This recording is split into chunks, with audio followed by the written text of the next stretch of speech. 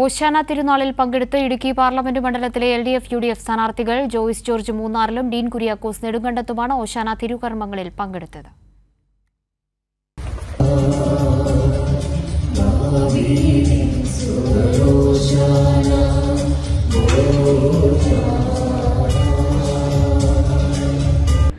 Idukki Nedumkandam Saint Sebastian major archiepiscopal ദേവാലയത്തിലെ ഓശാന തിരുനാൾ തിരുക്കർമ്മങ്ങളിലാണ് UDF സ്ഥാനാർത്ഥി ഡീൻ കുര്യാക്കോസ് പങ്കെടുത്തത്.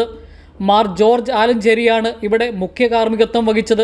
ഇവിടെ സമ്പാദിക്കാവുന്ന ജോലി സമ്പാദിച്ച് ഇവിടെ ധൈര്യപൂർവ്വം നമ്മുടെ സാന്നിധ്യവും നമ്മുടെ പ്രവർത്തനവുമെല്ലാം ശക്തമാക്കിക്കൊണ്ട് ഇവിടുത്തെ രാഷ്ട്ര നിർമ്മിതിയില് സമൂഹ നിർമ്മിതിയില് നമ്മളും സജീവമായിട്ട് പങ്കാളികളാകുകയാണെങ്കിൽ പ്രിയമുള്ളവരെ നമുക്ക് അതില് എത്രയോ ഇപ്പോൾ നമ്മൾ പാർലമെന്റ് തെരഞ്ഞെടുപ്പിലേക്ക് പോവുകയാണ്.